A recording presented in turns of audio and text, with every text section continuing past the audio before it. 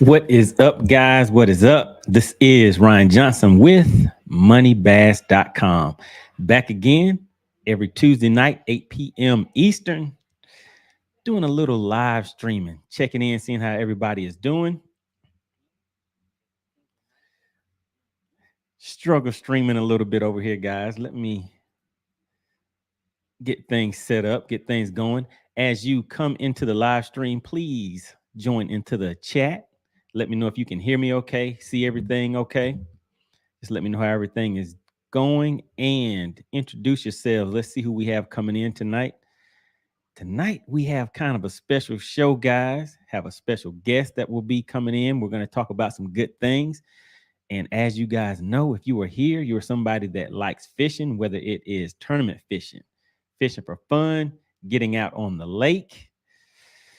And it can be dangerous at times, guys. So we got to keep ourselves in shape, stay ready for whatever, keep our equipment in order. All right. And we have some guys coming on in. Really appreciate it, guys. As always, really appreciate the support for the channel. All right. So let me just go ahead and give a few shout outs as guys come into the chat room. And I have a quick video that I'll play for you guys. I'll start that in just a few minutes. Let a few more guys get in here. All right, let's see who we have coming into the chat. All right, we have Loyal Supporter, Needs Watches.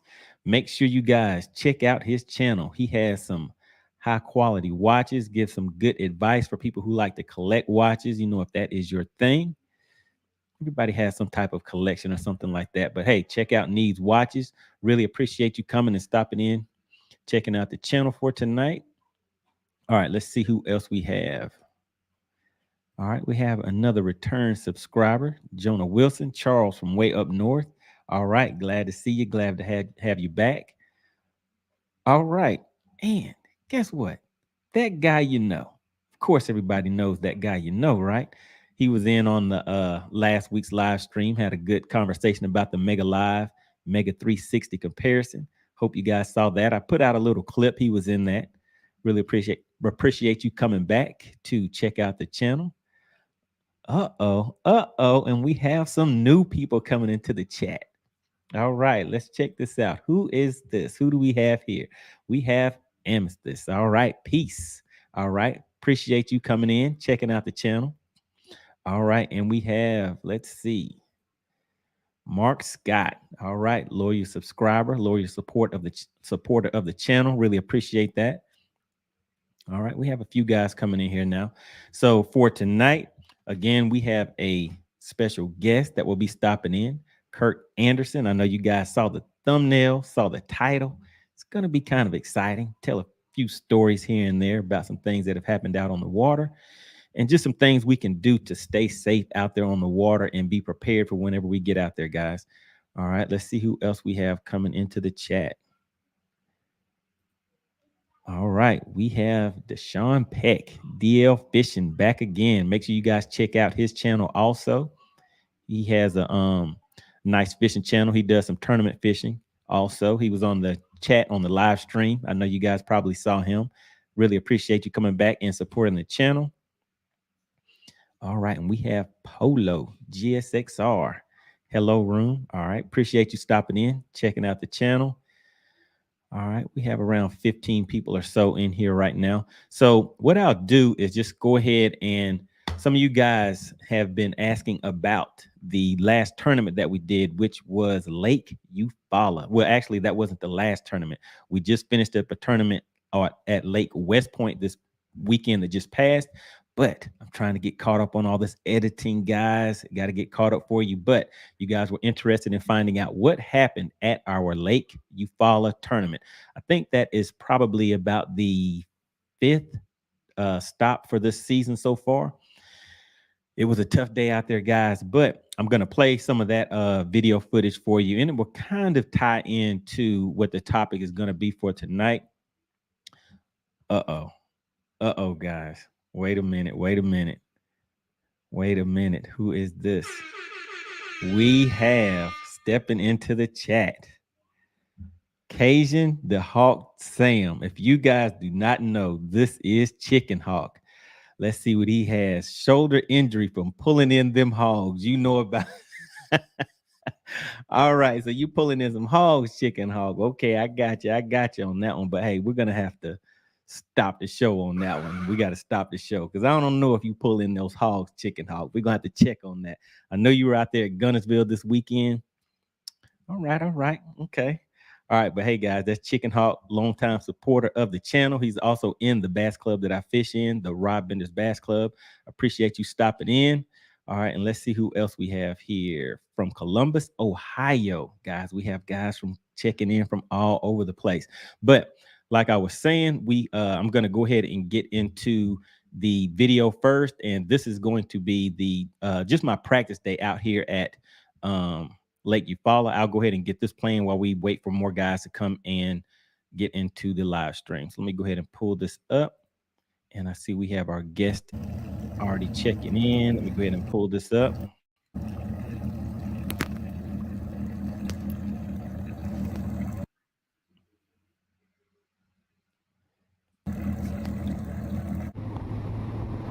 And I will provide a little commentary as we step through this video for today.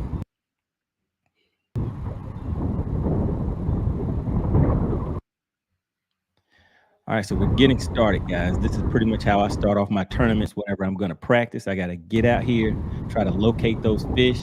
This was kind of a rough day. We had winds about 15 to 20 mile per hour winds, and the gusts were about, I think they said up to 30 miles an hour. So this was going to be a pretty rough tournament.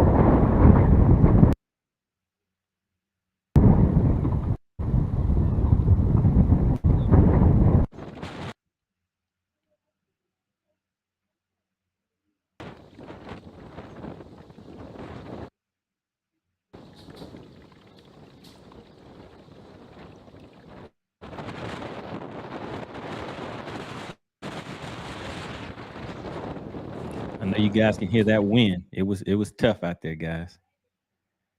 All I'm doing right here is just scanning around, trying to locate some fish.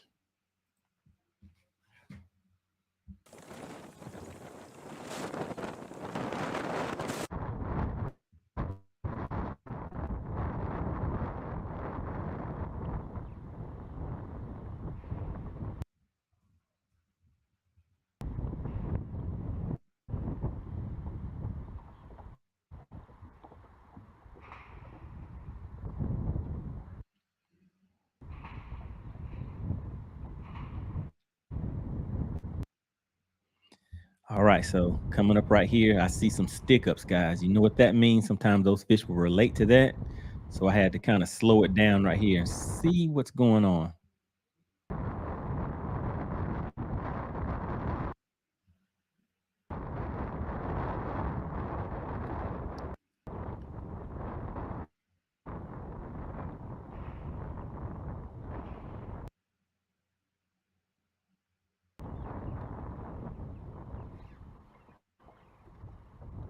All right, there we go. You guys see that hook set?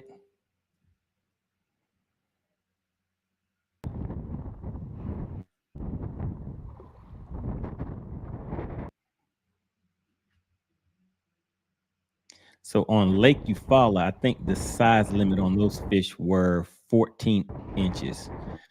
So it can get kind of tough at times if you're not finding the right size.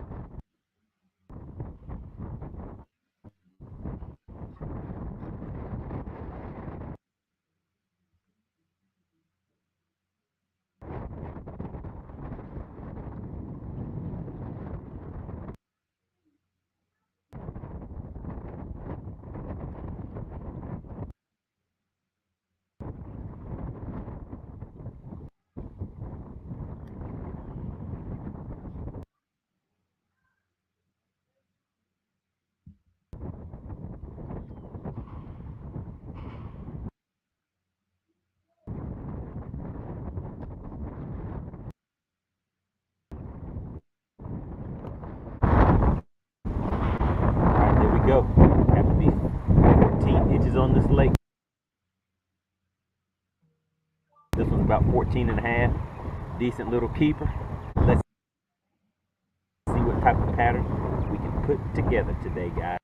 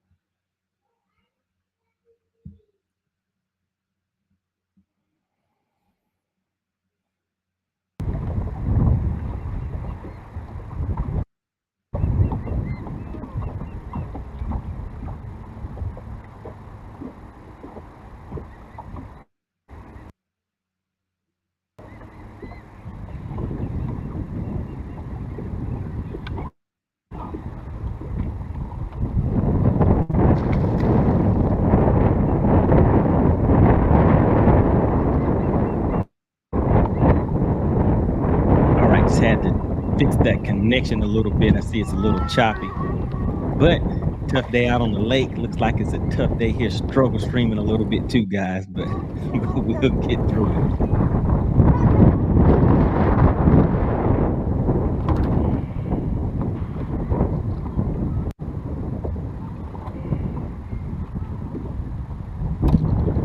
All right, there we go.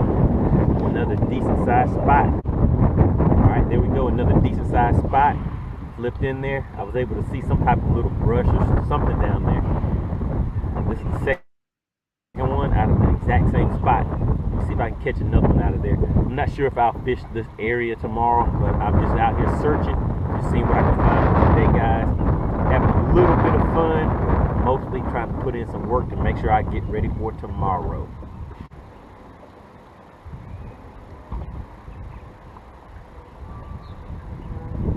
All right, so right here, pulling up on this dock, I found a brush pile just off the side of this dock, so I was able to pull a fish off of that using that Mega Live system. So after we're finished with everything, guys, I know it's not the topic for tonight, but if some of you guys have some Mega Live or Mega 360 questions, we can squeeze those in at the end, guys.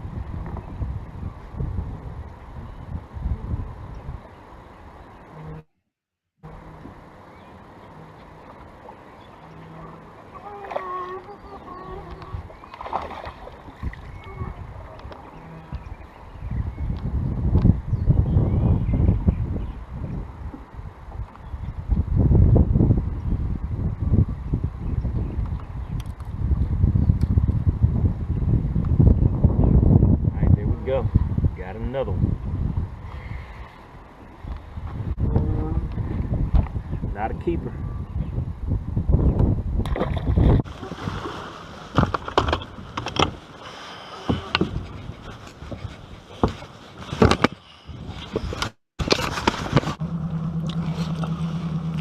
Looks like a nice stump field right here. I'm gonna turn around and take a look at that. Hopefully there's some fish on it.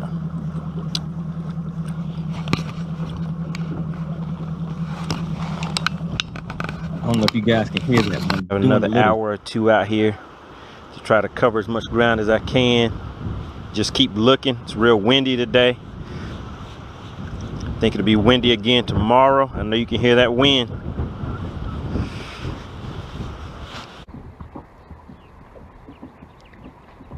All right, so right here I found another brush pile, so I'm trying to get lined up on it. I can actually see some fish down there, so just trying to see what size they are. And this location that I found is kind of far from where we would be launching from the next day, so I wasn't really sure if I was going to fish this area or not. So that's why you see me catching more fish than normal. Usually for practice day, I may just try to catch one fish from a certain area and just take off and go to the next area.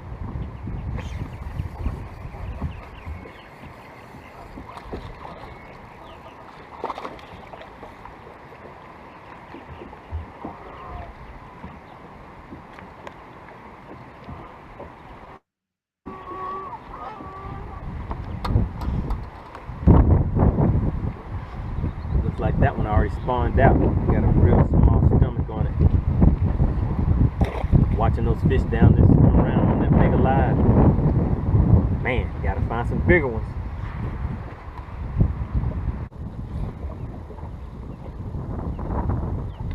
All right, so right here, I'm using that mega live system again, guys. I'm actually tracking a lot of bait fish, and I can see the predator fish, which I'm thinking are bass, kind of chasing those around. So I'm trying to find out which lure I need to use to catch those fish. And throughout the day, I don't know if you heard me a little earlier, guys, I was kind of talking and eating at the same time. So it's like you kind of have to eat on the run. You don't want to get out there and get too hungry and start not thinking straight. So you got to kind of get it in when you can.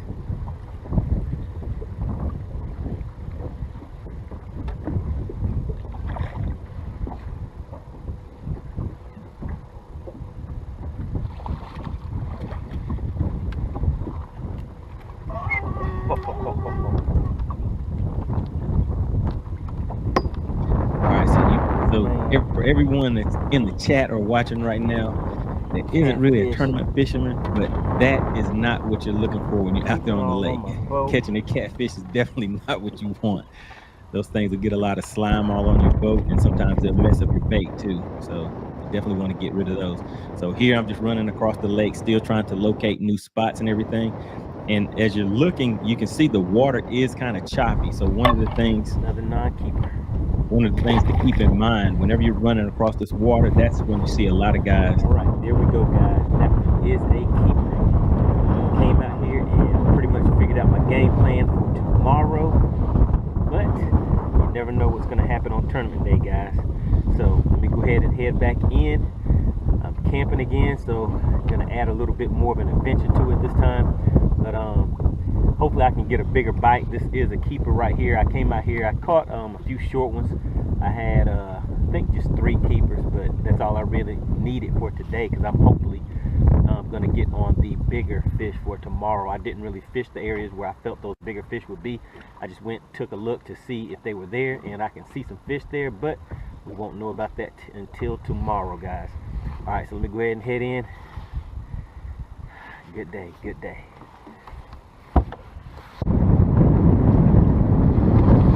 All right, so what I was saying, guys, is coming across those waves, and as you can see, just watch how these waves are hitting the boat right here. So the title of this episode is talking about bass boat injuries. So this over time, when you see those waves hit it, that's what you see that can give guys back injuries and things like that. So you want to kind of do what you can to kind of minimize that, especially whenever you're sitting down and running across the lakes, hitting the waves like that. That can definitely do some things to your back, guys. But for me, I kind of like practicing in weather like this, because you never know if that's what you're going to be facing during tournament day. So just finishing up the day here, and I don't know if you heard a little earlier, but at this tournament, I pretty much at all of our 2-day tournaments, I'll go out there and I'll get a campsite. So I'll spend the night camping. And getting a good night's sleep sometimes when you're camping, it can be a little tough. And let me just show one more, one more part for this, and then we will get into it. Finished my day out on the Lake Eufaula. Got in my practice day. Now it's time to get set up before it gets dark. The campgrounds are kind of empty this go round. Last time they were kind of full. Just giving you a look around real quick. But yeah, so that is it, guys. Let's go ahead and get everything set up, get the food ready, and get tied on for tomorrow. All right, first things first, I always like to get my boat plugged in so that can start charging immediately, just in case there are any issues. The water was kind of rough today, so I want to make sure that I get my boat completely charged. All right, so just kind of speeding through this real quick, but basically, guys, I'm just getting set up for the night. I like camping, adds a little bit of extra flavor to the tournaments for me. So as you can see, I get my tent, get my mattress, everything set up right there on the back of the boat. Some of you guys were asking about the equipment that I use for camping. I put links to that information, to those, to the tent and things like that down in the description if you wanted to click on those and take a look at it. But that tent that I'm using here is basically made to fit on this particular truck that I have. So depending on what type of truck you have, you can just pick the model that you need, but just something to keep in mind. So I'll put a link for all of these items in there. All right, so there we go, setting up my house for the night.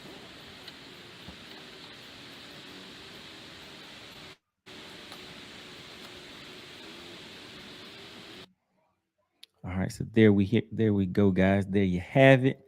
That was my practice day at Lake Eufaula. And one thing, as far as getting ready for these tournaments, getting proper rest, eating, all that kind of stuff, it kind of plays a part into getting ready for these tournaments. And that's kind of going to tie into the topic for tonight. Let me go ahead and pull up a few more of the comments, see who else has joined in here. Okay, I see some familiar names hopping in. Let's see who we have. Okay, we have a new well, not a new subscriber, but the first time to the live stream. We have Mike Butler, another fellow angler in the bass club that I'm in. What's going on? Appreciate you. Glad you can make it. And we have C219 Troll. What's up, Money? What's going on? You're the money man, always cashing those checks on those crappy tournaments. All right, and we have Vernon Neal. Let's see what Vernon has to say. Hello, I learned a ton from watching your content before I purchased my Mega Live. All right, good job, good deal, good deal, good deal. All right, I'm sold. All right, I'm sold. I can see my lure hit the water and track and retrieve to my boat. All right, good deal. Definitely. Yes, that Mega Live will make a big difference. I'm glad that it was able to help you out. As always, if you have any questions or anything, make sure you get active down in the comment section. And we have another fellow fisherman from Lake Lanier. Let's see who we have here. Who is this? All right, FCP Fishing. Them catfish won't leave me alone. Hey, I see you out there. You're catching a little bit of everything, catching bass, catching stripers, catching catfish. I mean, hey, you're doing your thing out there. Appreciate you stopping by and supporting the channel. And we have Mark Scott. I would try a jerk bait for the bass chasing bait. Yeah, definitely. I mean, that's something that might work. And on Lake Eufaula, if anybody's familiar with that lake, you know the jerk bait is something that has been made very popular by Mark Daniels, DC, and Jacob Wheeler. Those guys are out there killing it on the lakes with that jerk bait, especially on Lake Eufaula. All right, and we have, let's see, that guy you know. Let's see what you have to say. Wind was rough this weekend. Got to see John Canada and Justin Lucas on the water at Pickwick this weekend. Yeah, Pickwick, that's a nice lake. I was fun fishing and trying to stay out of their way. John won $100,000. All right, guys, $100,000. Man, hey. So for you guys just tuning in that aren't really familiar with tournament fishing and stuff, I mean, it's some nice money to be made in once you hit the right tournament trail. All right, and let's see. We have one more person checking in real quick. The realist she. All right. Hello, ladies and gentlemen. I hope everyone is doing well tonight. Appreciate you stopping in and supporting the channel. All right, guys. So for tonight, the topic that we were going to talk about is bass fishing injuries. So these can come about through a lot of different ways. Like I was showing you just a minute ago, coming across the water, hitting those rough waves. Sometimes that water can come over the boat. And I know some of you guys have seen some of the situations that I have been in where my boat was almost sinking on Lake Gunnersville. Now that was rough. That was rough right there, but I made it through that one. Then you have, yep, you have issues like that. Other things that you have is through just casting over time. You can run into elbow injuries, shoulder injuries, things like that. But what I want to do is go ahead and bring up our guest for today. We have a special guest in the building. Let's go ahead and bring up Mr. Hello. Russell. What is going on? What is going on? Good to have you. Thanks for the curse word links, but nope, just Kirk D.A. Anderson. Okay, Kirk D.A. Anderson. All right. Yeah. Hey, thanks for joining me to the show. Oh, definitely. Let me go ahead and clear this out of here. All right, so guys, we have Kirk D.A. Anderson. He has stopped in tonight. Basically, just kind of reached out and just wanted to kind of go over a few things, because as you can see, look at those shoulders, look at those arms. I know you guys saw the thumbnail. So with tournament fishing and just with anything in general, staying healthy, taking care of your body, making sure you're eating right, things like that is always important. So I just wanted to bring him on so he can just give us some information. You guys take out your pen and pad, because there's going to be some things you need to write down, because what he told me is he can help us catch more fish, guys. What do you think about that? You think that's going to be able to happen? I think so, because I think so. yeah, I think so too. So as far as like the video that you just saw, that was the practice day. So I'm going to be uploading the following 2 days of tournament fishing, which was the following Saturday, following Sunday. And that fatigue and things like that did set in as far as trying to eat right, stay hydrated, things like that. But let me go ahead and let Kirk introduce himself, and let's get into it, guys. Hey, welcome, guys. My name is Kirk D.A. Anderson. Yes, that's my real name. I have a YouTube channel, Kirk D.A. Anderson Fitness, and I also do personal training as well, online personal training. So I'm a former fat person, very fat, clinically obese fat. I had high blood pressure. I was pre-diabetic. I was kind of a mess, and I did not look like this. I was pretty weak. The barbell with no weight on it was heavy for me, no exaggeration. I've lost weight twice, meaning I lost a ton of weight, 65 pounds, then got fat all over again. Then I transformed one more time, and thankfully I've maintained it this time. The big difference there is I got professional coaching. I had an IFBB bikini model, yes, a lady, although she was stronger than most dudes, I would say, even though she was very girly looking. You know, she competed in the bikini class. So the two things that held me back, and I think by definition can help you guys catch more fish, realistically speaking. You know, when I struggled with my weight and just being weak, generally speaking, the two things that held me back, the first one is one of the 7 deadly sins, pride. Because this was my arrogance. I thought, hey, I could just Google things, figure it out easily. I'm smart, you know, got an MBA. I'm sure I can figure this out. I was wrong. Then there was ignorance, right? I did not know what I did not know. Some of the things I thought I knew was true, and the things I just didn't know, right? It'd be like the equivalent of me just running out to Walmart or whatever, buying a bunch of fishing gear and just going out fishing instead of talking to somebody like Ryan here or one of you guys. It'd be kind of arrogant and obviously kind of ignorant. I most likely would catch no fish, or for sure I'd waste a ton of money buying gear I did not need. And some of this gear is expensive. It's not cheap, right? So knowledge is power, as they say, right? And I was not surprised. There's a quick Google search just to find out, hey, what are typical problems? And lo and behold, when I spoke to Ryan, it aligned with what I researched.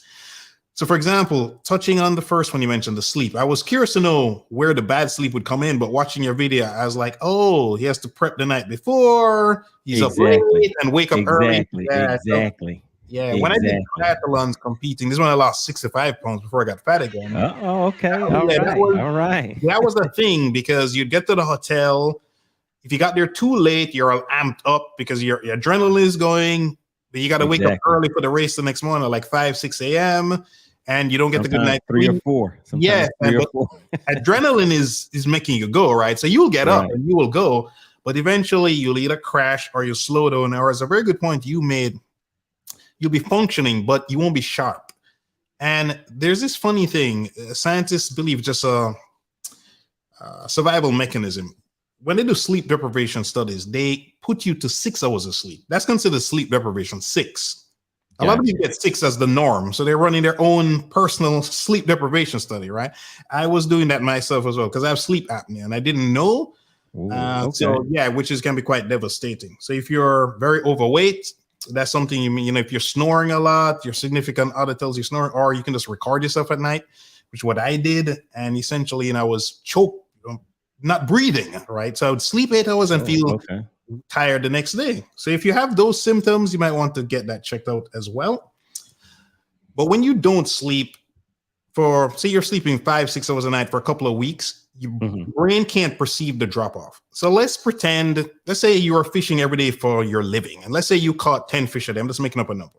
Okay. And then we sleep deprive you to 5-6 hours a night. And a month from now, they say, "Hey, how you doing, Ryan?" Yeah, man, I'm good. And then they point at you, "Hey, but you're only catching 8 fish a day." You're like, "Damn, really?" Uh-oh. Yeah, you're not going to perceive the drop off. So little Right. subtleties of reading your machine. I'm assuming it's probably sonar based or something to show where fish are, etc. Right. Exactly. Maybe you just missed something, and you not.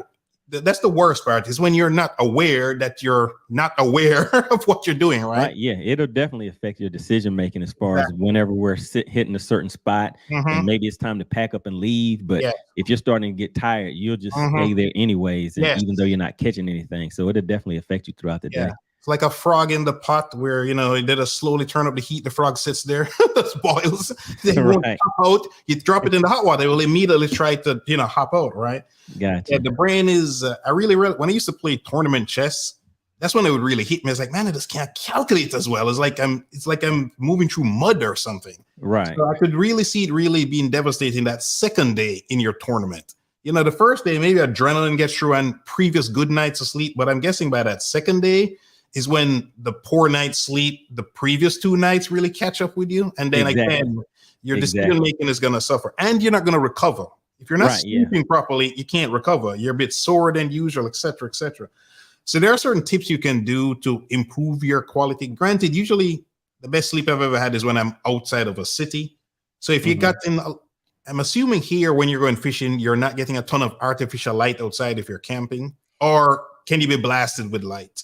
Right. Yeah. I mean, for me, camping is relaxing. Yes. But it's still, you find yourself prepping and everything like that all the way up until sometimes 11, 12 o'clock. So you have to try to get out there and get things knocked out kind of early. Got it.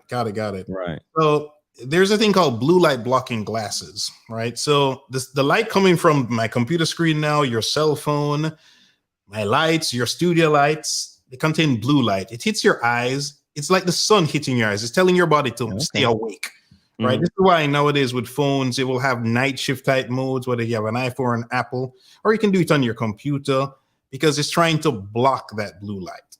So if you finish prepping your camp at 10 p.m., 11 p.m., midnight, and you're amped up and you can't fall asleep, or you fall asleep but you're restless, it's because of all that blue light, and your body's not producing melatonin, which is what normally makes you feel sleepy.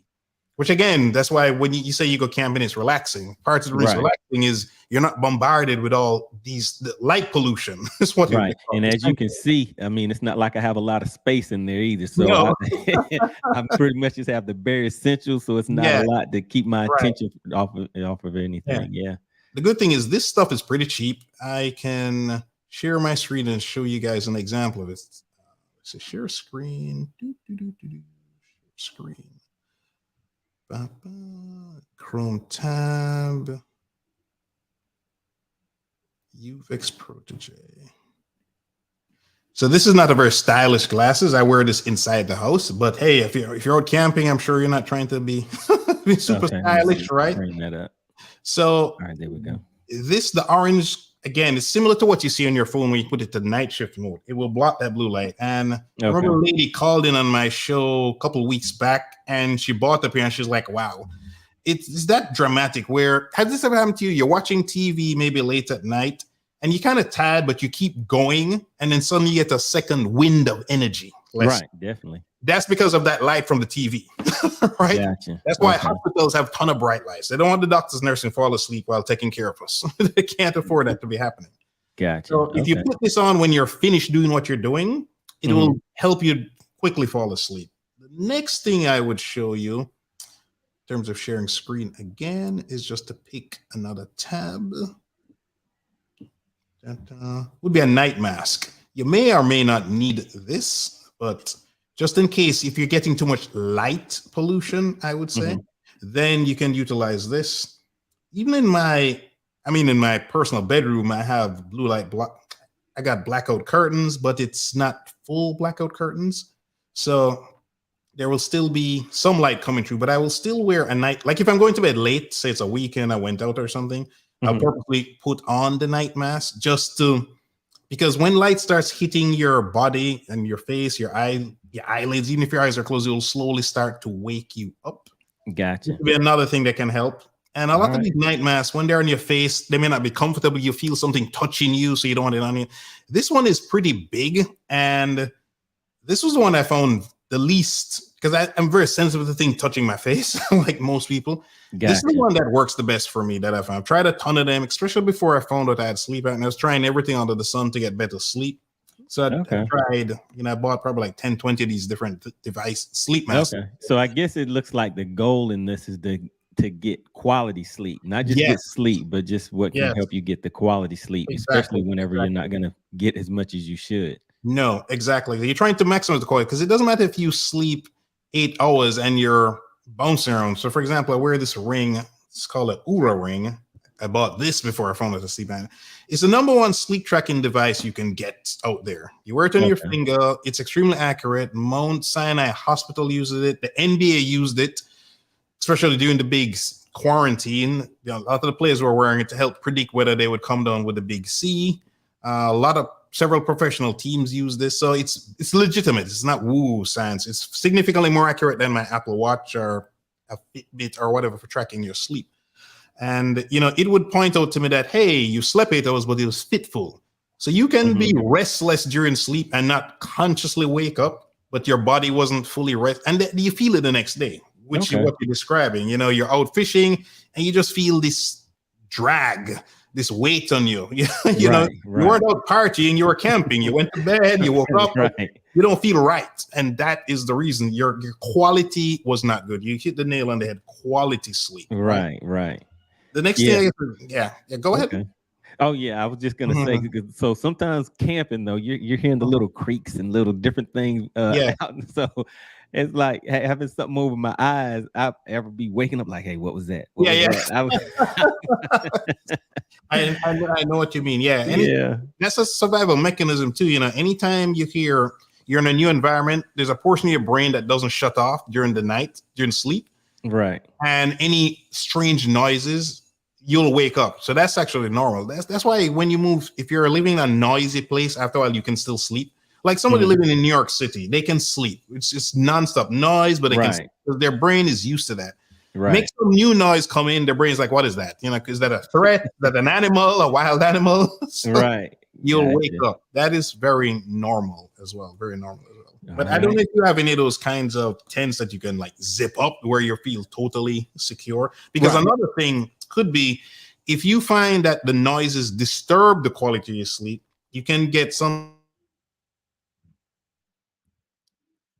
Let's see. I think we may have locked up for a second. Let me see if I can get him back on, guys.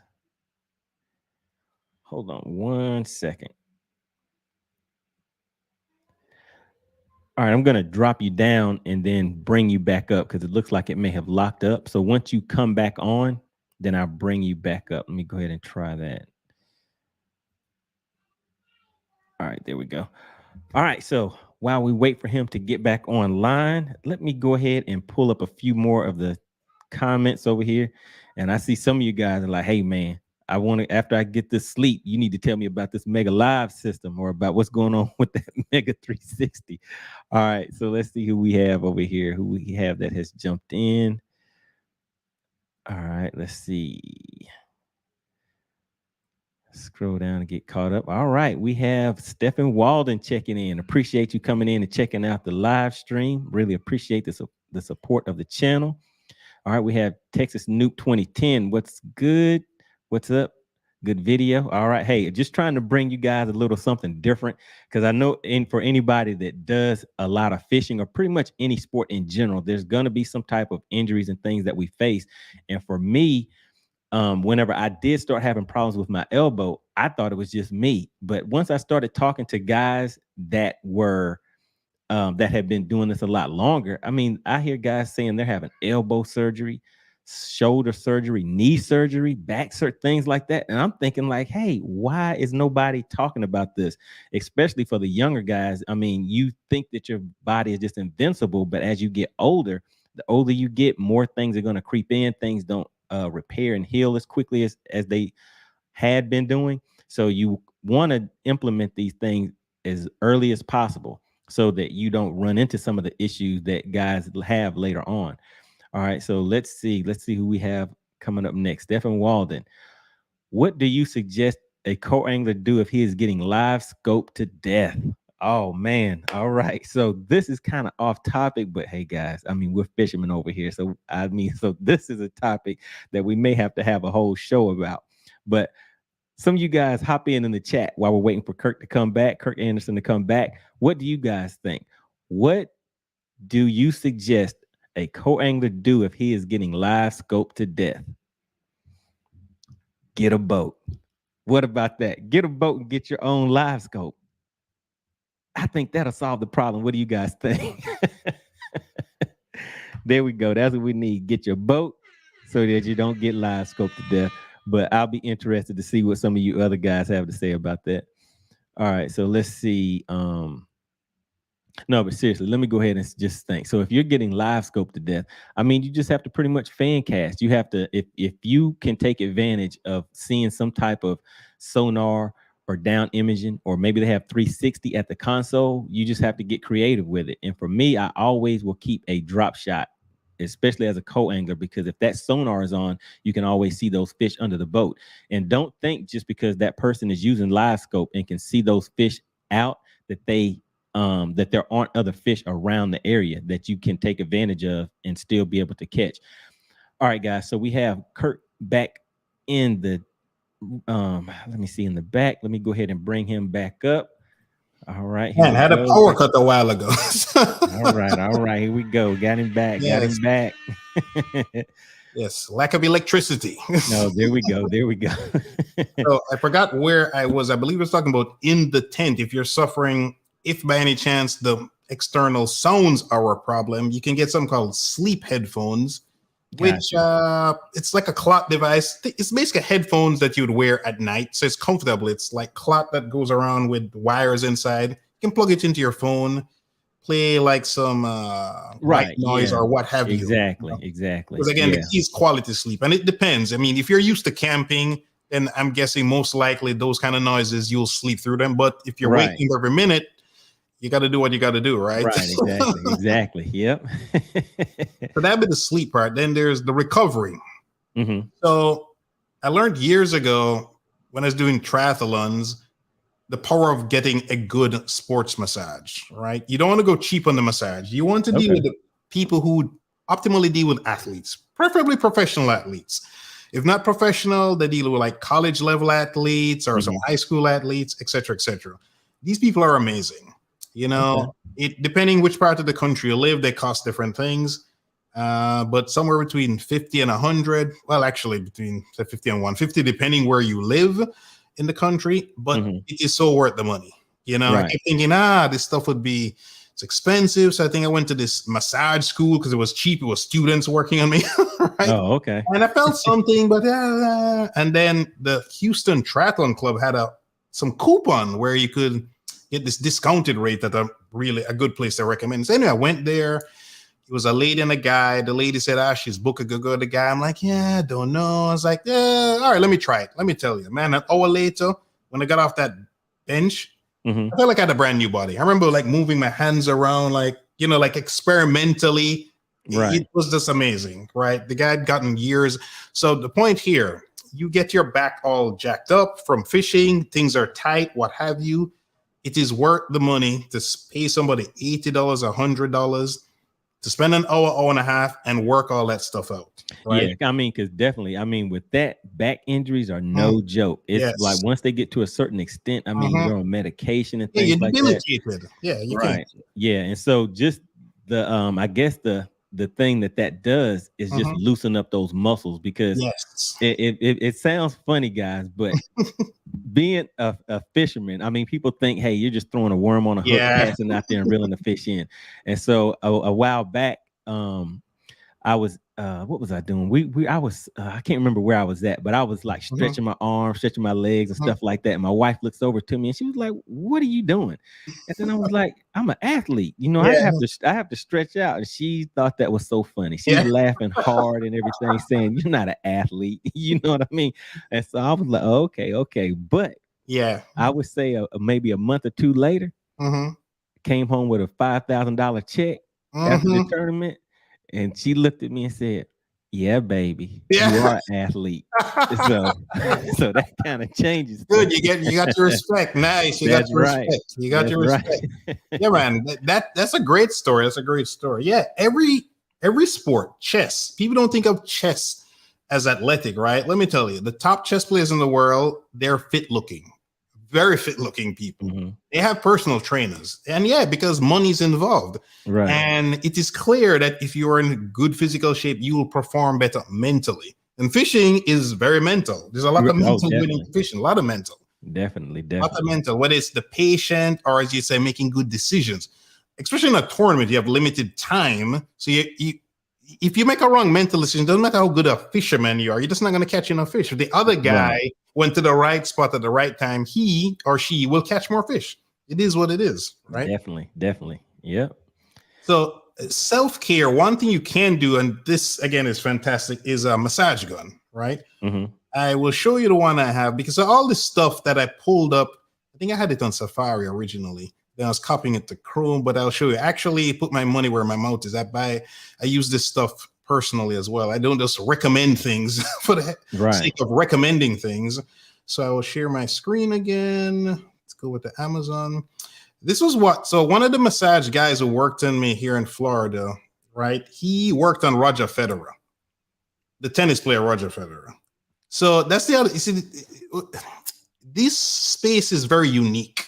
You can get access to world-class people, like the lady that trained me, or some of these guys that trained me, or people that worked on my body, who work on people that are obviously very rich, very famous, but you can afford them to. If that makes any sense. It's kind of a unique thing. It's kind of like I interviewed this world-class boxing trainer, and he pointed out, a boxing gym, you could walk into a boxing gym and see champion boxing over there, which you can't do. You can't just roll up to the NBA court and watch LeBron practicing, right? You can't do that. But there are certain sports you can do this for. Boxing is one, chess is another. And in terms of getting access to people who can work on your body, like elite people, this would be another one. And this guy was using this massage gun, the Theragun, because he said Theragun was the best, and they are. Obviously not a cheap device, right? Definitely not cheap. But let me tell you, because I've had lower back issues before, problems with my hip, because a long time ago I had a car accident. So my right hip was fractured and dislocated, fully healed, long time ago. But every once in a while, whether he's doing heavy deadlifts, squats, or whatever, things are a little tight, and it's great for maintenance. You run it, I can run it on my calves, right? Because your knee may be hurting you, but it's not your knee. Maybe it's your IT band that's tight. That's the thing that kind of runs along. Well, to get access to it's along the side of your, outside of your thighs, let's say. So I run the gun along there, my calves, whatever.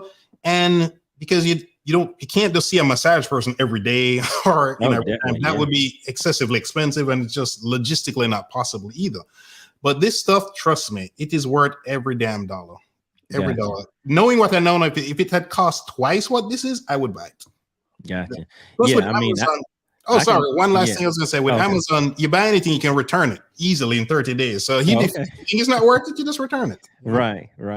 Yeah, I mean, because I was going to say definitely that the stretching thing, I mean, that definitely helps. I mean, because whenever you're moving around on the boat, and especially with casting and things like that, when your arms and your legs and stuff like that get stiff, that is what can lead to a lot of those injuries whenever things aren't really stretched out well. Like I said, it sounds funny, guys, to people that don't fish, but one of the main reasons that I did want to do this video is because I have some subscribers, and I'll see them in my comments for a while, then sometimes they may disappear. So I'll just reach out to them and say, hey, I haven't seen you. Well, how are things going?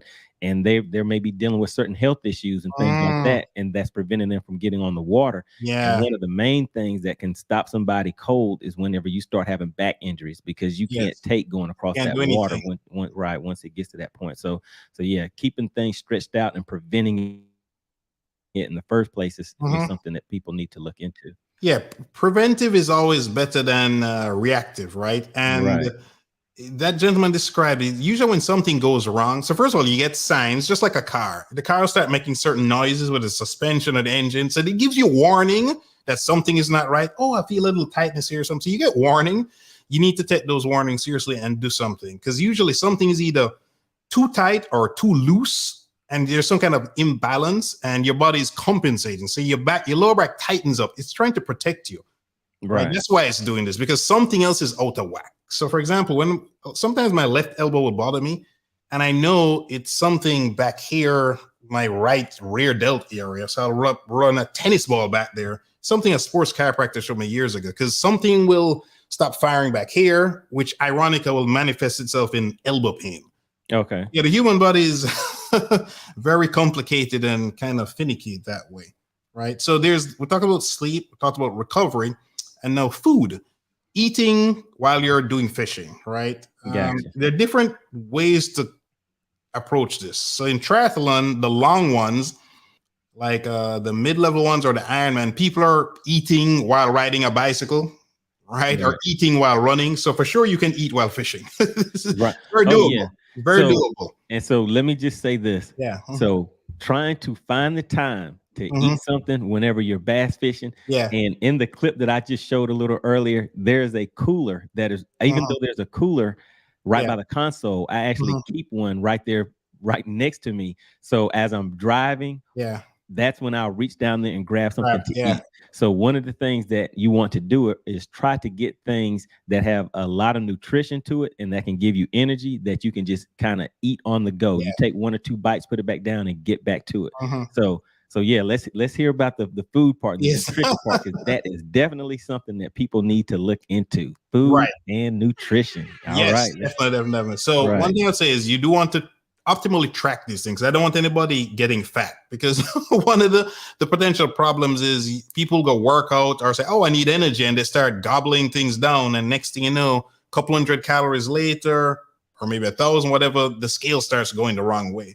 So just the same way you keep records or you want to track things, what you're doing with fishing, similarly, you'd want to make a note, right? To not overdo it. So there are different gels people can get that you just tear them, suck something for instant energy, or there are good protein bars out there, like Quest protein bars are a good one, because most protein bars are garbage. They're essentially candy bars in disguise. Right?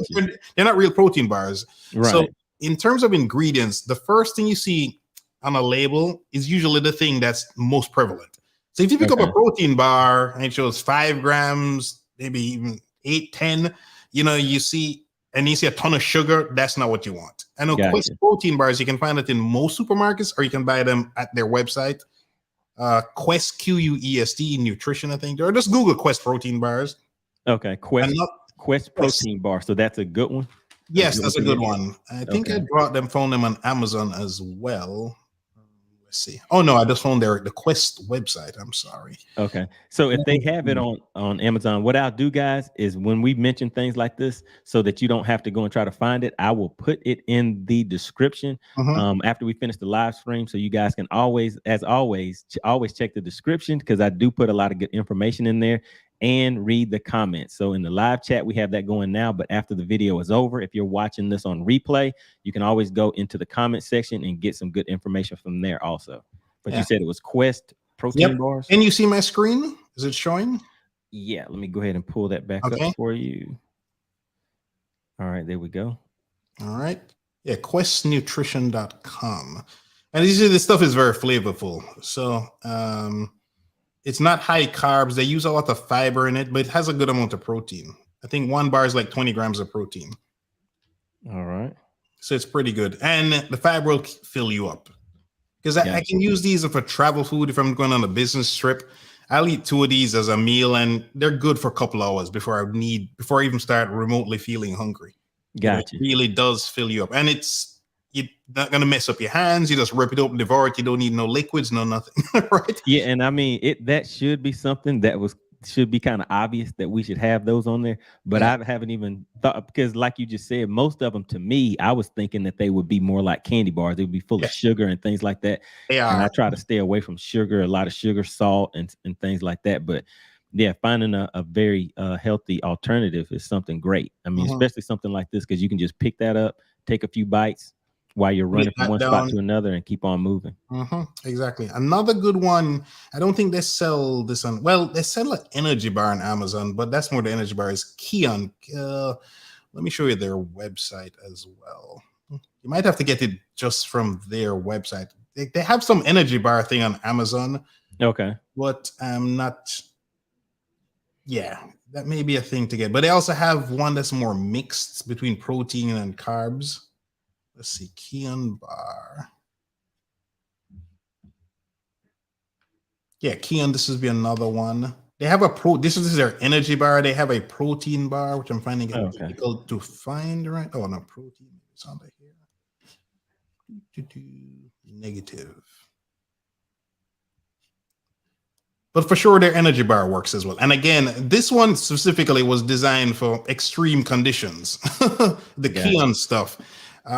Say you're climbing a mountain, no joke, in winter, or dirt it won't melt, it won't freeze.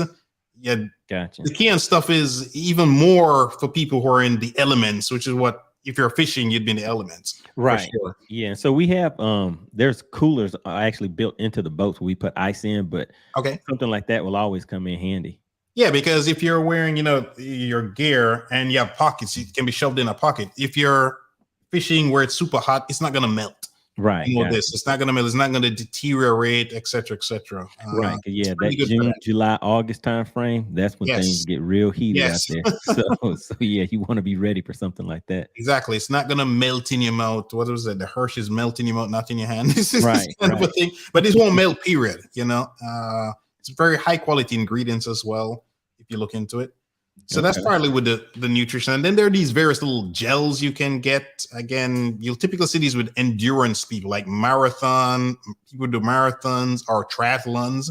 It's just like a packet you just tear. I would say this is break in case of emergency, because in fishing, you gave the example when you're driving spot to spot, you do have time to eat a solid bar. If you're pedaling a bicycle, not so much to pedal.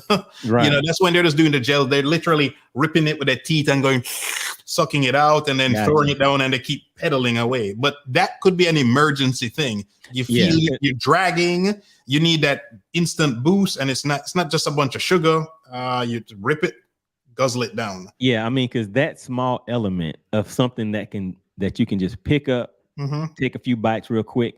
Yeah, it sounds like it's something minimal, but that is just the process of going to that the cooler or unzipping that bag or something like that, because that fisherman is thinking, man, that's 2 casts or that's 3 casts. Oh, and wow. See, all it takes, that's what I'm saying. It comes down to, this is my last cast. And there have been times where that last cast has caught that fish that has won $5,000, $10,000.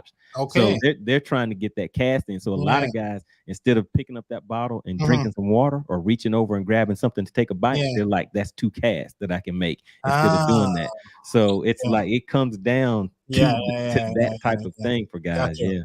So with the water, glad you brought up water, is that, I drink a gallon of water a day.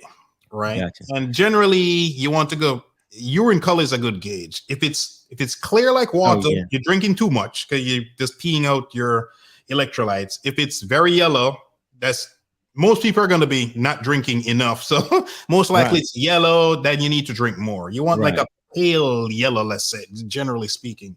And if you're in a hot environment out there fishing, you want even more, because people think, I'm not running around, I don't need a lot of water. Even if you're just sitting there in the sun or sitting even in the shade in a hot environment, you're sweating. So you need more fluids. And back to your thing about you're not making good decisions. If you're not drinking enough, you're going to feel fatigued and you're not going to think clearly. If you're not thinking clearly, you're not going to catch fish. Gotcha. That's right. You know what I mean? Let me go ahead before we talk about the water. Let me pull up a few of these let me switch this back over real quick and just pull up a few of these chats real quick so we can get caught up with the guys. All right. So we have, I guess that's Igweez. I hope I don't pronounce that wrong. Daughter. True. Many phones have a blue light filter option. So that's in reference to when we were talking about the lighting, kind of helping with your eyes. And we have that guy, no doubt. If you don't get good rest, you will catch fewer fish, not as patient, and don't make good decisions. So that is definitely true. And like I was saying with this, I showed you guys my practice day on Lake Eufaula. We had day 1 and day 2. So by day 2, I want you guys to pay attention to day 2. Once I get that uploaded, hopefully I'll have that up for you guys this week. but you will definitely see the effects of that. There was a drastic difference in my performance from day one to day two. But I will give you guys this quick little hint on that. Yeah. Still pulled off a first place. Nice. There we go. Congrats. So that came in. That was real nice. All right. So we have FCP fishing. Not much you can do as a co-angler. Get a boat. All right, guys. All right. So this right here, I like this comment right here, guys. So this is in relation to a question that was asked whenever you were off for a quick second, Okay. with the power thing. So one of the guys was asking about if there's a system called the live scope. It allows us to kind of see out in front of the boat if you're the boater on the front of the boat. Okay. So you can actually kind of gauge where you want to cast. And so that mental game that can get into a co-angler's head to where they feel like, hey, he's up there seeing something that he's casting to. I wish I could cast up there. So that is what is in the mind of a lot of co-anglers. But what you have to do is stay focused and not think about what you can't have. You have to focus on what you can have. Yeah. So you have to focus on where you want to where you can cast. So his question was, what do you do if you're fishing with somebody who has that live sonar and you're on the back of the boat and you can't use it? And FCP fishing answer to that is not much you could do as a co-angler. Get a boat. So go ahead and drop a few stacks, 50, 60, 70 stacks, get your boat, and that'll take care of that issue. But really the thing about that is to not let it spin you out and to stay focused. And the things that we are talking about, the hydration, the food, the sleep, those are things that will help you stay ready to keep your mind right whenever you come into those situations. All right, I have a few more I want to read real quick. So we have, let me see, Rod Phone, Sup Money, I understand. All right, guys. Yeah, I hope you guys are appreciating this this content, because it is for you guys. Hey, it's for me too, because it's something that'll help us stay better, stay healthy, and get the results that we want out on the lake. All right, the positive therapist, like that name. A good sports massage will change your life. Yeah, I mean, I've had a few massages, but I've never made it to the end of one. It's like, to me, they seem like they are over in 3 minutes because I think I sleep for about an hour. I make it for about the first 5 minutes, and after that, I'm waking up like, hey, I guess that was great, because I don't remember any of it. That happened to me before as well. Yeah. All right. And then we have the positive therapist again. Oh no, fishing isn't easy. It's a sport. Think about all the fishing tournaments. That is right. Those guys make a living out of that. And I mean, like you saw, the guy said he won $100,000. I haven't hit that benchmark yet, but I mean, it's money to be made into bass fishing. All right, so we have Igwe's daughter back again. Yes, she put some respect on your name. That is right. Put some respect on the name when you showed up with that check. Yes, when I showed up with that $5,000 check, she did realize I am an athlete. Yes. All right, let's see who else we have. We have Skincare's Do's and Don'ts with Latasha Moore. That is a great story. Appreciate it. All right, and we have the positive therapist again. Everything we can do starts with the frame of mind we are in. That is correct. So that's what we're talking about, how to get your mind right, get your body right, be able to focus on things and not be thrown off by what somebody else can do and somebody else can't. You have to focus on what you can get done whenever you're out there. Michael Jenkins back. Appreciate you stepping into the chat. Respect. I appreciate it. I appreciate the support. Randy Robertson, glad to have you back again. Go macro bars organic. So macro bars organic. All right. So are you familiar with those macro bars? No, I'm not. Bars? No, I'm not. All right. So yeah, that's something we can definitely look into. Appreciate that, Randy. Yep. And let's see, Skincare's Do's and Don't with Latasha Moore. Quest protein bars are delicious. All right. We have somebody that knows about that right there. And Igwe's daughter again. Keon bars fill me up for sure. I'm full afterwards and satiated for more time. All right. Satiated for more time. All right. There we go. Got another suggestion there. And then we have Brock coming in. Sorry, I am late. All right, Brock, glad you can make it. Better late than never. Hey, man, I got the Mega Live back from death. I had to reset Mega Live settings, reset defaults on all units. Yeah, so if you have that reset button set up on there, that makes it pretty quick and simple. If you don't, sometimes you can just pull that fuse out, put it back in there, reset it that way. But a lot of times, depending on what type of situation you're in, you can take the time to reset everything and get that system back working. All right, let's see. We have 3 more on here real quick. Al Smalls. Yes, sir. This last weekend to me. All right. Appreciate it. And Randy Robertson has, this is a great guest, really good info. All right, there we go. There we go. Appreciate that. Great guest. Glad you guys are appreciating the content. All right. And we have, let's see, Brock says, obviously, I just jumped into this and didn't realize he was talking about health bars. Okay, let's see. What did Brock say? Sorry, I'm late. What did he say before I had to reset? Okay, gotcha. All right, Brock, it is all good. Hey, but it's still, we're kind of squeezing it in there. We're mixing this in with some fishing, guys, because you got to have your body and your mind right to make sure you can read that mega live right, because that's one of the best things that you need to figure out is how to read that system. And if you're getting frustrated out there on the water, which fatigue will definitely do to you, you want to avoid that. So we're just talking about kind of health and wellness, and making sure you can stay out there on the water longer and you get the best out of it. Because like I said, a lot of my subscribers, well, I wouldn't say a lot, but I know that there's a good portion of my subscribers, as we're getting older, guys are having health issues to the point where some of them, they're not able to get out on the water like they used to. So we just kind of want to prevent that and just put this information out there for the younger guys, so you can go ahead and take advantage of that and just stay healthy and and get the benefits of fishing and being on the outdoors as long as you can. All right, so that was the last comment that we had. So we were talking about hydration and water and things like that.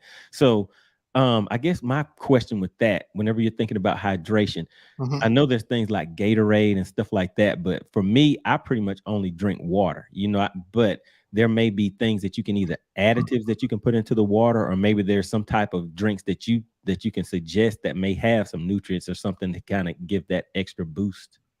Yeah, you can add it, like Noon makes a good tablet. You can electrolyte tablet you can add to the water. Yeah, I'd be careful with too much Gatorade, because again, you don't be guzzling down a lot of sugary drinks and then putting on weight. Because ironically, there are people that do triathlons where they're, like, the extreme example is the Ironman length, which is you swim about 2 miles and you get out to the water, jump on a bicycle and ride 100 and I think 12 miles, then you run a marathon, and they're overweight.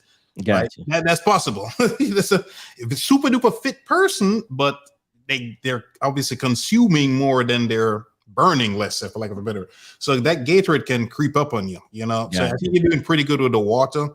There are ways to add flavor to your water, like some of these electrolyte types, because again, you're sweating a lot, right? Right. Sweating out your salt, potassium, etc., etc., etc. So these electrolyte tablets can be pretty good. Noon, N-U-U-N makes one. Or if you just Google electrolyte tablets, you'll find things like that. And you can just add it to your water. Nice and simple. And they all have flavor, so it will taste good. All right. Gotcha. And regarding taking time to sip, something crossed my mind. You have Camelback, or Camelback, I think, is probably the most famous of these hydration. Yeah, Camelback. These things where you wear like a backpack. It has a straw, so you can have it close to your mouth. Because I was thinking, you mentioned that's two, what was the term? Casts, basically. 2 casts, or 3 casts, for you to reach down, open the cooler, take out the water, and go. Exactly. You just have the straw. I mean, if you think of when you watch some of these military movies, you'll see maybe special force or what have you, they'll have a straw. I mean, you're in the military, so you know about some of these systems where they're not trying to be sitting there unscrewing things to get that. Exactly. Liquid, right? And that's what I was saying. It's like that time management. Yeah, it's real critical, because if someone thinks they have to open up just a sandwich bag, they may think, man, that's opening that sandwich bag in one cast. I just want to, so they get into it pretty deep. So yes, that Camelback, you wear its backpack. A lot of these are load bearing in a sense that you can carry a good amount, and it's not going to create a problem. It's ergonomically designed, so to speak, and there'll be a straw, and you just bring it up to your mouth and suck down some water real fast. Again, time is very critical. Again, how many casts are you losing? And Camelback is, from what I know, one of the more famous brands out there. I just did a quick Google search. I see some being sold on Amazon. I see prices $50. I see something for $14.95. Don't know how good that is, but I know the Camelback, that's a reputable brand. They seem to be around $50 from what I can see here on Amazon. Gotcha. So okay. Something to consider for sure. And guys, make sure, like I said, always check in the description. I have a section down there where I will put the products that he's suggesting. I will put those links down there so you guys can just click on those and go straight to the items and, just to browse around and see if it's something that you're interested in. And with age, you mentioned age. I'm 48 personally, and that's the thing. As you get older, you're not a spring chicken anymore. You can't do what you could do when you were 18 or in your 20s, right? That's right. If I don't get a good night's sleep, I feel it the next day. I literally feel weaker in the gym. It's not little, slightly, noticeably weaker. Like, can't do 225, just got on to 185. There's no question about this, right? Right. It's not like I feel slightly off. It's crystal clear. When you're older, you just can't get away with stuff that you could get away with, right? Exactly. At work, I won't be as sharp as work. When you're young, you can go out, party, wake up the next morning, and you're fine. Right. Right. So, for the older guys and ladies in the audience, yeah, you know what we're talking about. So regarding now strength, like I think I said this, I was, or maybe not actually, but I was as weak as you could possibly be. Just the barbell alone with no weight, no exaggeration, felt heavy to me. No exaggeration. I'd warm up with the barbell. That was heavy. I'd put like 5 pounds on each side, right? 10 pounds. That's how weak I was. No exaggeration. The barbell itself is what, 45 pounds? 45 pounds, yeah. Right, yeah. But the only people I saw lifting the barbell only were girls in the gym. There were no guys as weak as me. Well, I mean, we would use those for our burnout at the end of a workout. Yeah. There was literally, I was a proverbial 98-pound weakling, except I was 230 pounds, which is a problem, right? I was weak and I was fat. So it's like a double whammy. Double whammy. Okay. Gotcha. Yeah. Double whammy there. So in terms of building, so your back, you mentioned your backs. And when I was doing research online, again, the back popped up several times. It's funny because your videos, because I was trying to picture, well, what did they do with the back? But because I read it and you told me, but when I saw the videos, like, oh yeah, it reminds me when I was in a speedboat and, it's hitting the waves, bam, bam, bam. And yeah, that can slowly but surely take a toll on your back. So for this, I would recommend lat pull downs. That's the machine where you hold the bars and you pull down and you're squeezing your lats. If you do it underarm, it's working more the middle back. And then the other exercise will be rows, where every gym has this. It's where you're holding the hands and you're pulling it towards your sternum, essentially. Right. I would not recommend to begin deadlifts. Deadlifts are great. I do them. The potential problem with deadlifts is if you don't know what you're doing and you do them incorrectly, you're going to hurt your back. I hurt my back before. So I got my deadlift up to 405 pounds, but this is because I was under what I call adult supervision. Right. Gotcha. Yeah. You definitely need some adult supervision. Yeah. With that 400 and something pounds. Yeah. It's just a matter of time before you hurt yourself. I have a friend of mine. He was doing 135, not super heavy, but he was lifting and trying something on, it was like AMRAPs, as many reps as possible. And I think he then loaded to 95 pounds. But as he did so many reps, his form broke down. And next thing you know, pull something. Ooh, and for those of you who've ever hurt your lower back, it's excruciating pain. It's very debilitating. Right. For him, I think he was like leaning on the wall to walk or something. Yeah. It can be quite debilitating. You just don't want to go through that, right? You don't. Right, exactly. Yeah. So I would avoid deadlifts. There are many exercises you can do to strengthen a body part. Some more effective than others, and some they give great reward, but they have certain risks. Deadlift is one of them. So I would recommend, unless you have somebody or you truly know what you're doing, don't bother with the deadlift. Right. Yeah. So those ones that you were mentioning at first, I mean, I can see how they can help out your shoulders too, because that's another injury that a lot of guys mention. Like they get, I guess the rotator cuffs or something like that. Cuff, right. Yeah. Stuff like that. So if you're doing some shoulder exercises, and then also another thing guys should keep in mind is in the way that you cast also. So there's different ways that you can cast to where they can cause injuries. So it gets down. I mean, it's kind of like if you think about like a golf swing in a way, depending on how you're casting, right? So if you're doing that multiple times, and just think, so I'm pretty sure golfers eventually have some type of issues with shoulders and things like that. But a fisherman, they're casting. So that swing that a golfer is doing, what is it, one per hole? Or well, actually it's multiple per hole, but that fisherman is doing that just constant, right? Just constant, Are there videos or people that teach the proper way? Because I'm also thinking of martial arts. I've done that before. My dad is a black belt in karate, so I grew up with that stuff. And I know, for example, say punching, you don't want to lock out the elbow, or kicking, you want to lock out the joint. So is there proper methods that people, so they don't assume hyperextend the elbow, for example? Definitely. And so the thing about it is they're out there, but you kind of have to search for them. They're kind of, kind of sporadic and stuff like that. So maybe that's something that I could get out there and take a few seconds to do. So hey guys, I'll get out there and do a few videos to kind of help you out with that also. Yeah, I think that's a great idea. Great idea. Because improper form will just inevitably lead to injuries. The shoulder is a funny joint.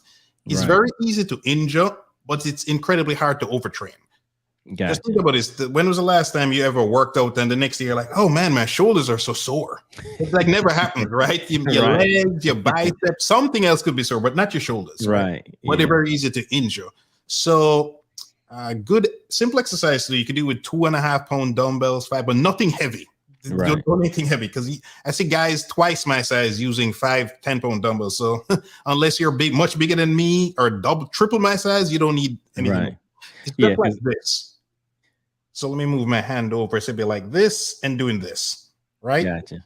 You'll feel it's working in here, this part of your shoulder. Yeah, because ours, we don't necessarily need to work out for the strength part. I guess it's just more like the conditioning and keeping things loose and stuff like that, and just just keep your strength up. Yeah. But those are those little supporting muscles around the shoulder joint, because when it gets injured, typically again there's an imbalance.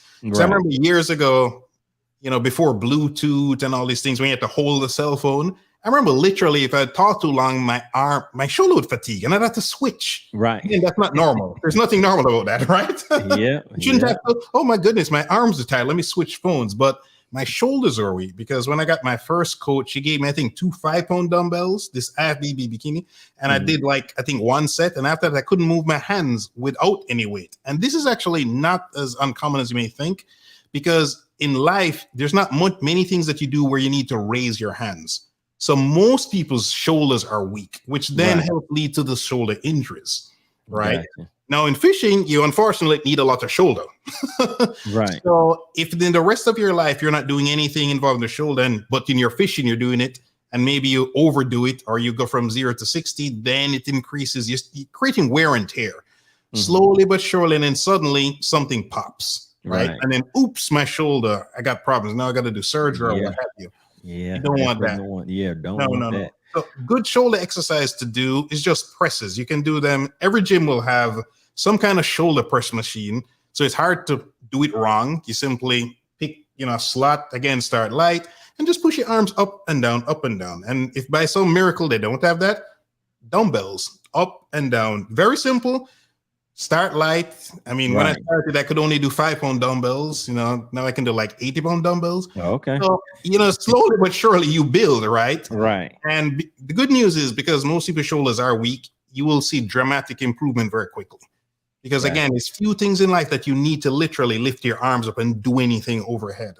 Gotcha. Okay. Very few people need to do that. All right. So let me pull up a few more. We have 3 more in here. Let's go ahead and take a look at this before we close out. Let's see. So we have Rainy River Fishing. Red Bull does a body good. So that is a question. My quick answer for the Red Bull, I would say, because that has I can't remember what the ingredients is, but that's in there. But drinking too many of those, that extra boost or whatever, that's actually doing something to your system. So I wouldn't think that Red Bull is something, and then I'm pretty sure it has some sugars and other things like that in there. That's probably not. I wouldn't think that would be a healthy drink. I mean, but you might have a sugar crash. I mean, if you're truly really fatigued, I mean, caffeine, that's what a big part of it would be. Drinking a cup of coffee, right? Because the caffeine is going to block adenosine, which is what makes you feel sleepy. Eventually, you will pay a price for this. So eventually but I mean, if you're in a tournament, it's a unique situation. If you're fatigued, you drink a cup of coffee. I don't know if you guys might have remembered the first Desert Storm. It was the second one. Sorry, not Desert. Is it the one where they invaded Iraq? That one. Right, gotcha. Where when the mechanized infantry was moving very rapidly, and they're moving a lot quicker than Hussein's army thought they could move. Part of it, I distinctly remember, you're drinking a lot of coffee. These Right. guys are going nonstop, and of course they're young, but they're drinking. Caffeine is incredible for energy, right? Gotcha. And pushing off of fatigue. Eventually, you will need to sleep, but for that tournament, this particular period, if you are exhausted, you're falling asleep, whatever. Yeah, if you can drink some coffee, you will definitely. It takes about 30 minutes to fully enter your bloodstream, for the effects to kick in. So yeah, I would prefer to drink a cup of coffee over Red Bull, because the potential from Red Bull is that sugar crash. Gotcha. Okay. All right. And then we have the positive therapist back again. The men in my family love to fish. My brother goes out 60 miles out 3 to 4 times a week. He doesn't, let me see, fish, eats what he catches. Fishing is how he decompress outside of playing basketball. So that is that deep sea fishing. Yeah. 60 miles. Yeah. So that's out there with those things that can eat a person. Yeah. So yeah, I've been out there a few times, but yeah, so that's not really my style right there. So yeah, but yeah, definitely. That's a good way to decompress. All right. So before we close out, let's see if we have one more. Randy Robertson. What does the guest think of antioxidant waters like? I guess that's Bay. Is that right? Yeah, it's spelled B-I. I've never heard of it. Okay. Let me Google it right now. So antioxidant water. Yep, I pulled it up. Let's look at the pH balanced, blah, blah, blah. So those waters, like alkaline waters, the pH balance thing, I used to drink those things, but the science on it is not super great, because internally your body wants to maintain a certain pH balance anyway. So when you drink something outside, your body's just going to get back to where it wants to get back, the long and short of it. So when they're charging you extra for pH balanced and alkaline this or that, it's usually just marketing stuff. Now, whether the antioxidants in it are good, that would be another matter. Let me actually look in there. I can see electrolytes. So regarding electrolytes, if you're trying to get bang for your buck, coconut water. So I'm looking in here. It has selenium 10%, but that's it. Is that it? So it's just selenium.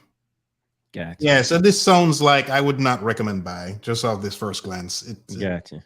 Yeah, so it has no potassium, no sodium. It just has selenium. All right, Randy, there you go. So you might just want to dip your cup down in the lake and just grab you a few gulps.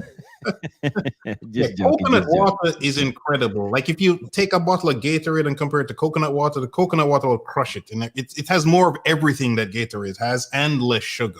Oh, okay. If you like the taste, then go for coconut water. If you don't like the taste, then water, and you could try those electrolyte tablets, like I mentioned earlier. Gotcha. All right. So we have the positive therapist back again. Yes, he has pictures of those things. So I guess he's caught some of those big swordfish and things like that. He does bass fishing as well. Yeah. So that deep sea fishing, that's a whole different ball game. Everything out there is eating something. And if you fall in the water, you might get eaten too. So that's a whole different ball game.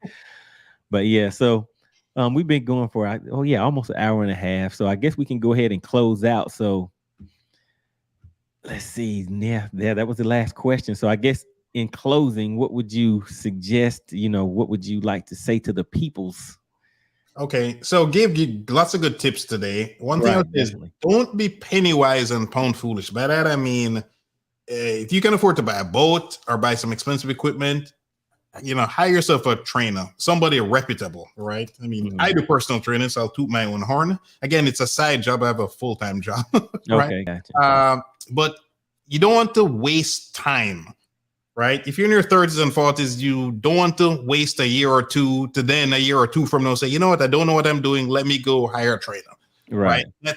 You're wasting 2 years that you really can't afford to waste, in my opinion. Right? I didn't really I'm 48 years old. I transformed and started in 2017. So I was still in my 40s. Right? And just getting that coach, this lady, just transformed everything. I don't know how else to put it. She looked at my workout program. I distinctly remember she said, I'm going to give you a real workout program. Gotcha. Right? She's very feminine, very girly, and she could leg press 600 pounds. Whoa, okay. Right? So, you wouldn't go to court without a lawyer. Right. You don't cut your hair yourself. But people think, let's Google this. Again, it's like me Googling bass fishing and then just going to Walmart buying crap. Right. It's far better to spend an hour talking to you. Far better. So what about as far as the price range for personal trainers when someone's looking? What should they expect as far as the price range? Because it's probably charged per hour, right? Is that generally the way that it's Yeah, done? well, I wouldn't. So what I'd recommend is not just get some guy who's going to work out with you in the gym, right? Because what I did with that lady and then the two other gentlemen I worked with who also trained me is they create a meal plan for you and a workout program. I mean, I paid them separately for sessions for them to show me to the certain exercises. But the most critical thing is the diet, right? You can't outwork with a bad diet. It's just an impossibility. I don't care what you do, you can't overwork a bad diet. So the main thing I would say is they already created for me and their other clients, something customized for that specific person. It's not just a generic meal plan, so to speak. There's that, and then the workout room. Then I had weekly check-ins. They didn't just let you go wild, roll them out into the wild by yourself. So, I mean, typically your talk is a couple $100 a month, I would say, generally speaking, right? It depends on the person. I mean, for me, I do 3 months for like $799 or $800 for 3 months, basically. And again, can't emphasize this enough. Years of not succeeding until I finally got a damn proper coach and boom, the light, because there's this myth that people who are overweight are secretly eating. Nope. Most people don't eat enough food. Secondly, they think, people don't work out. But it's more like I had a sledgehammer trying to cut down a tree and I was denting the tree, but I wouldn't really cut it down. I get frustrated and quit. A couple years later, I try again. She gave me a chainsaw, right? And I'm like, and I'm like, damn, I'm making all this progress. Yeah. And then it motivated me and I just kept going and going and going. So I wish I knew when I was much younger what I knew now, because knowledge is power. Knowledge is power. You see through the fishing, I'm sure you see clueless people out there doing stupid stuff. And you're like, man, that guy just doesn't know what he doesn't know, right? Right. All right. Well, yeah, definitely enjoyed it. Definitely appreciate the information. So check out my YouTube channel. That is free. KIRK D.A. Anderson Fitness. So I don't know if I said it at the beginning or not, but the links for his contact information, his YouTube, Instagram, everything is already in the comment section. Make sure you guys go and subscribe to his channel. Check out his information.